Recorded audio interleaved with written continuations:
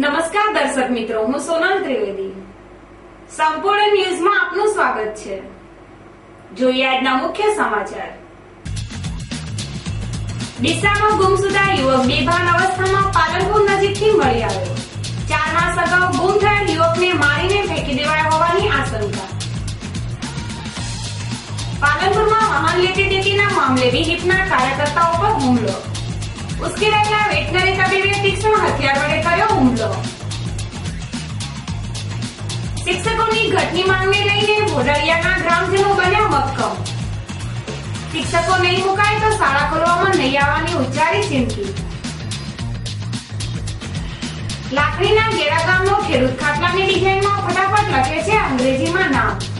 ખેડૂતના આ અનોખા શોખની કસબી જોવા મળે છે રંગબેરંગી દેશી ખાટલાઓમાં. સંપૂર્ણ ન્યૂઝ આપણી આંગળીના ટેરવે.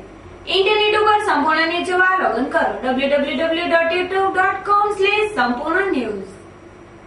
જોઈએ સમાચારો વિગતવાર. 4 માસ અગાઉ ડીસાથી રહસ્યમય સંજોગોમાં ગુમ થયેલ એક યુવક આજે વહેલી સવારે પાલનપુરની સદરપુર ચોકડી નજીકથી બેભાન અવસ્થામાં મળી આવતા તેને તાત્કાલિક સારવાર અર્થે પાલનપુરની સરકારી હોસ્પિટલ ખાતે લવાયો હતો, જ્યાં તેના શરીરના ભાગે તીક્ષ્ણ હથિયારોના ઘા જણાતા તેને હોસ્પિટલમાં દાખલ કરવામાં આવ્યો હતો. ડીસામાં રહેતો શૈલેષ મસરૂ ચૌહાણ નામનો યુવક ગત તારીખ 14/2014 ના રોજ અચાનક ગુમ થઈ ગયો હતો. જોકે પોતાના ગુમસુદા પુત્રની ભાળ મેળવવા પરિવારે ભારે શોધખોળ હાથ ધરી હતી, પરંતુ શૈલેષનો કોઈ પત્તો મળ્યો ન હતો.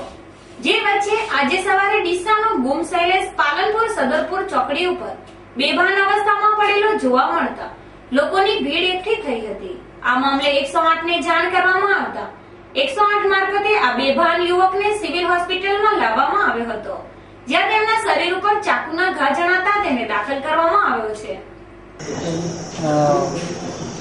મારા મોટાભાઈ શૈલેષભાઈ એ લગભગ 4 મહિના અગાઉ ગુમ થયા હતા. અત્યારે સિવિલ હોસ્પિટલમાં દાખલ છે અને એમના શરીર ઘા જોતા એવું લાગે છે મારકુટ કરીને એમના માથાના શરીરે ઘા દેખાય છે, મારીને એમને ફેંકી દીધેલ છે. અત્યારે સિવિલ સારવાર અર્થે છે. કેમ મળ્યા હતા ભાઈ? એ ભાઈ પાલનપુરથી આગળ કલ્યાણ ચોકડી વચ્ચે આસપાસ. જોકે આ ગુમસુદા યુવકને કોઈ અજાણ્યા તત્વો દ્વારા મારી ફેંકી દેવાયો હોવાનું લોકોમાં ચર્ચાઈ રહ્યું છે. ત્યારે તે ડીસાથી ગુમ થયા બાદ પાલનપુર કેવી રીતે પહોંચ્યો એ તો ભાનમાં આવ્યા બાદ જ બહાર આવી શકે છે. વડગામના વરવાડિયા રોડ ઉપર આવેલ લક્ષ્મીપુરા ખાતે આજે Shri young India welfare and education trust Vadgam અને કેસરબા ફાઉન્ડેશન ગાંધીનગર સંચાલિત કેસરબા જાડેજા વિદ્યા સંકુલનો ઉદ્ઘાટન સમારોહ અને વામાભીકરણ વિધિ પાટણ સાંસદ લીલાધરભાઈ વાઘેલાના વરદ હસ્તે કરવામાં આવી હતી. આ પ્રસંગે સાંસદ લીલાધરભાઈ વાઘેલાએ જણાવ્યું હતું કે લોકોની જાગૃતિઓ સરકારના પ્રયાસોથી બનાસકાંઠા જિલ્લાએ શિક્ષણ ક્ષેત્રે ઝડપથી પ્રગતિ કરી છે. વડગામ ખાતે નિર્માણ પામેલ કેસરબા જાડેજા વિદ્યા સંકુલ ખાતે LKG થી ધોરણ 12 સુધીના અભ્યાસક્રમ વાળું સુંદર કેમ્પસ બનાવવામાં આવ્યું છે, જેમાં આધુનિક કોમ્પ્યુટર, લેબર, ફર્નિચર, બાલ મંદિરના બાળકો માટે બાલ વર્ગ, ફાયર સેફટી સહિત વિદ્યાર્થીઓની અવરજવર માટે બસની સેવા પણ ઉપલબ્ધ કરાઈ છે. શાળા સંકુલના આ સમારોહમાં સિદ્ધપુરના ધારાસભ્ય બલવંતસિંહ વાઘેલા, વડગામ ધારાસભ્ય મણિભાઈ વાઘેલા, કલેક્ટર મહેન્દ્રભાઈ પટેલ, જિલ્લા પંચાયત પ્રમુખ રાજુભાઈ જોશી સહિત આગેવાનો અને ગ્રામજનો વિશાળ સંખ્યામાં ઉપસ્થિત રહ્યા હતા. પાલનપુરના જીઆઈડીસી વિસ્તારમાં આવેલી લીંબચવાડી ખાતે આજે મલાણી 60 નાઈ સમાજ કેળવણી મંડળની 13મી વાર્ષિક સાધારણ સભા અને સમાજના વિદ્યાર્થીઓને પ્રોત્સાહિત કરવા ઇનામ વિતરણનો સમારોહ યોજવામાં આવ્યો હતો. સમાજના અગ્રણી રમણલાલ H નાઈના અધ્યક્ષસ્થાને LCBP IPH નાઈના અતિથિ વિશેષ પદે યોજાયેલા આ સમારોહમાં શિક્ષણ તેમજ વિવિધ ક્ષેત્રે ખ્યાતિ પામનાર સમાજના તેજસ્વી તારલાઓને ચોપડા અને મોમેન્ટો આપી સમાજ આગેવાનોના વરદ હસ્તે બહુમાન કરવામાં આવ્યું હતું. તેમજ સમાજના વિશિષ્ટ વ્યક્તિઓએ પણ સમાજનું ગૌરવ વધાર્યું હોય આ પ્રસંગે તેમનું પણ વિશિષ્ટ બહુમાન કરવામાં આવ્યું હતું. આ સમારોહમાં નિવૃત્ત ટીડીઓ પ્રવીણભાઈ ચૌહાણ, કનુભાઈ લીંબાચિયા, ડોક્ટર અભિષેક ચૌહાણ, સમાજના પ્રમુખ મણિલાલ ચૌહાણ, મંત્રી પ્રવીણભાઈ લીંબાચિયા, મહેન્દ્રભાઈ પરાડિયા સહિત સમાજના આગેવાનો અને જ્ઞાતિબંધુઓ વિશાળ સંખ્યામાં ઉપસ્થિત રહી સમારોહને સફળ બનાવ્યો હતો. પાલનપુર સામાન્ય બાબતમાં ઉશ્કેરાયેલા એક પશુ તબીબે વિશ્વ હિન્દુ પરિષદના કાર્યકર ઉપર તીક્ષ્ણ હથિયાર વડે જીવલેણ હુમલો કરતા ભારે ચકચાર મચી જવા પામી છે. આ મામલે ઈજાગ્રસ્તે હુમલાખોર વેટનરી તબીબ વિરુદ્ધ પશ્ચિમ પોલીસ મથકે ફરિયાદ નોંધાવી છે, જેને લઈને પોલીસે આ બનાવની છાનબીન હાથ ધરી છે. પાલનપુરના ગોબરી રોડ ઉપર આવેલી સ્વસ્તિક સોસાયટીમાં કાર્યકર કેતનકુમાર જયંતિલાલ ગુપ્તાને કાર ખરીદવાની હોય તેઓ શનિવારની સાંજે આંબુ હાઈવે ઉપર આવેલ હિમાલય બંગલોઝમાં રહેતા વેટનરી તબીબ અતુલકુમાર જોશીની વેગેનાર કાર વેચવાની હોય તેઓ કાર જોવા ગયા હતા, જે ગાડીની લે વેચમાં બંને વચ્ચે તકરાર થતા વેટનરી તબીબ અતુલ જોશી ઉશ્કેરાઈ ગયા હતા અને તેમની પાસે રહેલ લોખંડની કરવત વડે કેતન ગુપ્તા ઉપર હુમલો કર્યો હતો. આ મારામારીમાં તબીબના પુત્રે પણ લાકડી વડે કેતન ગુપ્તાને ઘાયલ કર્યા હતા, જેમાં કેતન ગુપ્તા ગંભીર રીતે ઘાયલ થતા જોકે આ બનાવ અંગે પશ્ચિમ પોલીસને જાણ કરવામાં આવતા પોલીસ ટીમ તાબડતોડ ઘટના સ્થળે દોડી આવી હતી, જે ઘાયલ કેતન ગુપ્તાને પોલીસ વાન મારફતે સિવિલમાં લાવવાની તજવીજ હાથ ધરી હતી. જે દરમિયાન 108 આવી પહોંચતા ઈજાગ્રસ્તને સરકારી હોસ્પિટલમાં લાવવામાં આવ્યા હતા. આ મામલે ઘાયલ કેતનકુમાર ગુપ્તાએ અતુલ જોશી વિરુદ્ધ પશ્ચિમ પોલીસ મથકે ફરિયાદ નોંધાવતા પોલીસે આ બનાવની તપાસ હાથ ધરી છે. જ્યારે વિહિપના એક કાર્યકર ઉપર હુમલો થયો હોવાના સમાચાર શહેરમાં વાયુ વેગે પ્રસરતા વિશ્વ હિન્દુ પરિષદના આગેવાનો અને તેમના સ્નેહીજનો સિવિલમાં દોડી આવી કેતન ગુપ્તાના ખબર અંતર પૂછ્યા હતા. શિક્ષકોની ઘટ પૂરી કરવા રાજ્ય સરકારના કન્યા કેળવણી મહોત્સવ અને શાળા પ્રવેશોત્સવનો બહિષ્કાર કરનાર ભાભર તાલુકાના ભોડાળિયા ગામના લોકોએ શાળામાં નવા 4 શિક્ષકો મૂકવાની માંગ ઉપર મક્કમ બન્યા છે, જેમાં તારીખ 1 જુલાઈ સુધી શાળા બંધ રાખવાનો નિર્ણય લીધો છે, જેને લઈને તંત્રમાં ભારે દોડધામ શરૂ થઈ છે. 14 જૂનના રોજ ભોડાળિયા ગામે શાળામાં શાળા પ્રવેશોત્સવ અને કન્યા કેળવણી મહોત્સવ યોજવામાં આવનાર હતો, જેને ગ્રામજનોએ શિક્ષકોની ઘટના મામલે બહિષ્કાર કર્યો હતો. ભોંડાળિયા પ્રાથમિક શાળામાં ધોરણ 1 થી 8 ના વર્ગમાં 270 જેટલા બાળકો અભ્યાસ કરે છે, પરંતુ કરમની કઠિનાઈના કારણે ગ્રામજનોની માંગ છતાં શાળામાં 4 શિક્ષકોની ઘટ પૂરી કરવામાં આવતી નથી.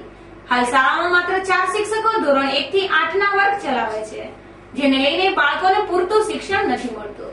ત્યારે બાળકોના ઘડતરની ચિંતાને લઈને વાલી સામે શાળામાં વધુ 4 શિક્ષકો મૂકવા અગાઉ ઉચ્ચ સ્તરે રજૂઆતો કરી હતી, પરંતુ તંત્રે ભુંડાળિયાના ગ્રામજનોની રજૂઆત ન સાંભળતા આખરે ગ્રામજનોએ તંત્રની શાન ઠેકાણે લાવવા ગામ શાળા પ્રવોત્સવનો બહિષ્કાર કર્યો હતો. જોકે આટલેથી સંતોષ ન માનનારા ગ્રામજનોએ તંત્રને પોતાની માંગ સંતોષવા 1 જુલાઈ સુધીની મહેતર આપી છે, જેમાં તેમની માંગણી નહીં સંતોષાય તો 1 જુલાઈ સુધી શાળામાં બાળકોને ન મૂકી શાળાને તાળાબંધી રાખવાની પણ ચીમકી ઉચ્ચારી છે. આ ભોડાળિયા ગામે 8 મહિનાથી જેને શિક્ષકનો પ્રશ્ન છે એ તાલુકાવાળા કે જિલ્લાવાળા કોઈ પ્રશ્નનો ઉકેલ આવી શકતા નથી, તો આ લોકોએ આખા ગામે રોષે ભરાયેલા આજે શાળા ઉત્સવમાં પ્રવેશ કરવા દીધેલ નથી. તો જિલ્લામાંથી અને તાલુકામાંથી આવેલ અધિકારીઓએ અત્યાર સુધી રાહ જોઈ ઘણા પ્રશ્નો કર્યા, પણ આ લોકો કે અમારે પહેલો જ શિક્ષક જોઈએ, 1 તારીખ સુધી શિક્ષક આવશે નહીં ત્યાં સુધી શાળામાં છોકરાઓને પ્રવેશ કરવા દેશે નહીં. આવી ગામજનોની અમારી બધાની આવી અપેક્ષા છે. જ્યાં સુધી અમારી શાળાની અંદર નવા શિક્ષકો નહીં આવે ત્યાં સુધી અમે છોકરાને ભણવાની મૂકીએ, એ અમારી વિનંતી છે. શું તકલીફ છે તમારી શાળામાં? અમારી શાળામાં શિક્ષકો નથી, એમ એ તકલીફ છે. કેટલા શિક્ષકો છે? 3 શિક્ષકો હાલની અંદર.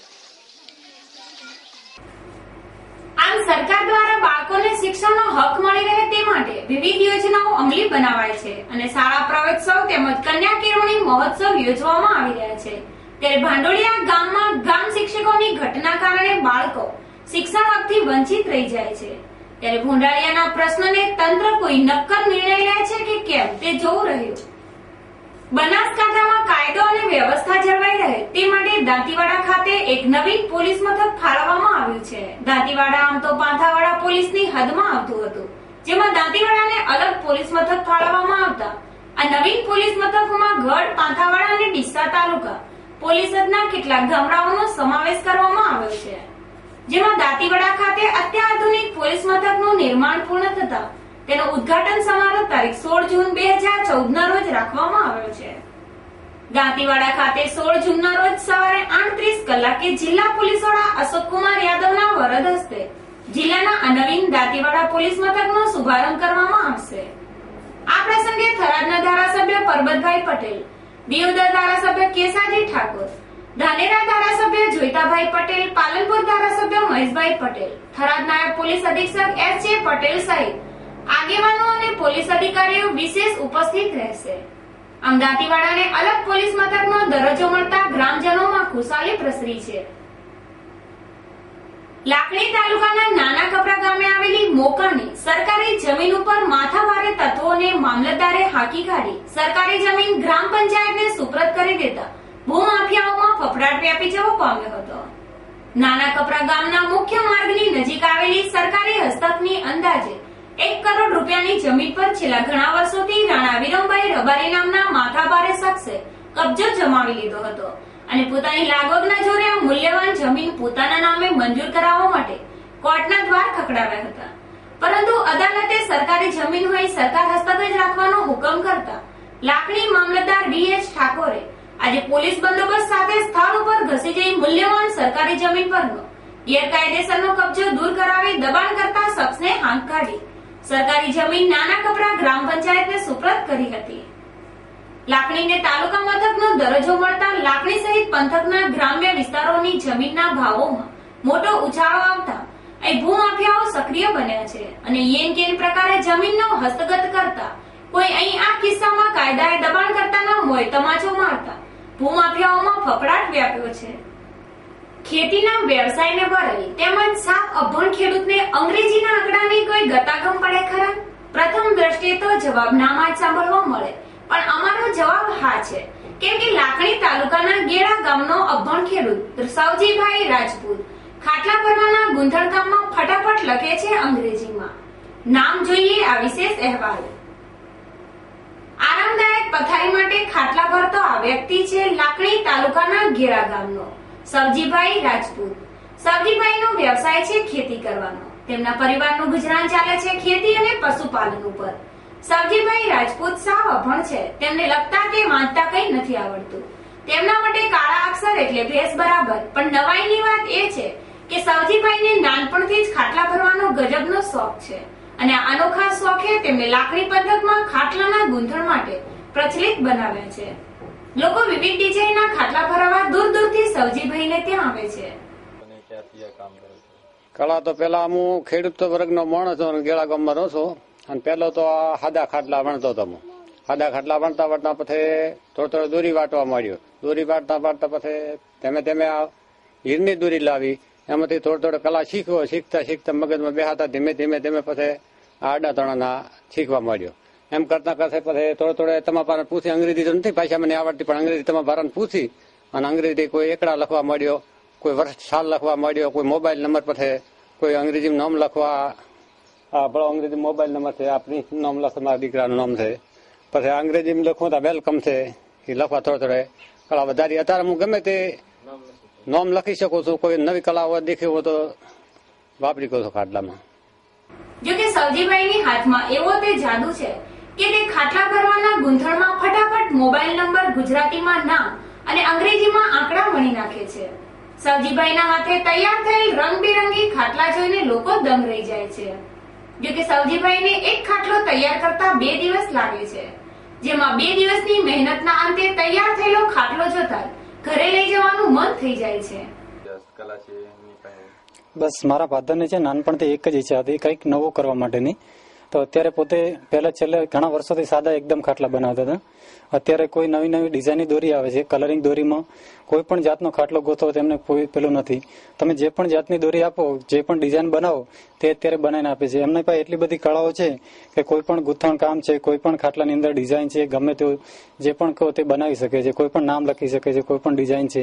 અને એમની એક આખરી ઈચ્છા છે કે નરેન્દ્ર મોદીનું નામ અને વડાપ્રધાન પીએમ પદના પીએમ આપણા તેવી રીતની એમની ઈચ્છા છે. લાસ્ટ આ હસ્તકલાના માહિર ગેડાના સવજીભાઈ રાજપૂતની ખાટલા ભરવાની અનોખી કળા હાલ તો લાકડી પંથક પૂરતી પ્રચલિત હતી. તે કળા હવે મીડિયાના માધ્યમથી ગુજરાતમાં પ્રચલિત બની રહી છે.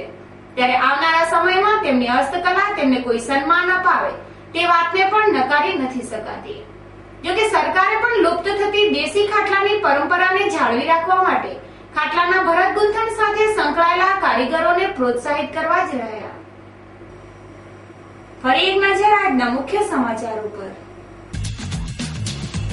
ડીસામાં ગુમસુદા યુવક બેભાન અવસ્થામાં પાલનપુર નજીકથી મળી આવ્યો. 4 માસ અગાઉ ગુમ થયેલ યુવકને મારીને ફેંકી દેવાયા હોવાની આશંકા. પાલનપુરમાં વાહન લેતી દેતીના મામલે વિહિપના કાર્યકર્તાઓ પર હુમલો. ઉશ્કેરાયેલા વેટનરી તબીબે તીક્ષ્ણ હથિયાર વડે કર્યો હુમલો. શિક્ષકોની ઘટની માંગને લઈને ભોડાળિયાના ગ્રામજનો બન્યા મક્કમ. શિક્ષકો નહીં મુકાય તો શાળા ખોલવામાં નહીં આવવાની ઉચ્ચારી ચીમકી. લાકડીના ગેડા ગામનો ખેડૂત ખાટલાની ડિઝાઇનમાં ફટાફટ લખે છે અંગ્રેજીમાં નામ. ખેડૂતના આ અનોખા શોખની તસવીર જોવા મળે છે રંગબેરંગી દેશી ખાટલાઓમાં. આ હતા અત્યાર સુધીના સમાચાર. વધુ સમાચાર સાથે ફરી મળીશું. નમસ્કાર.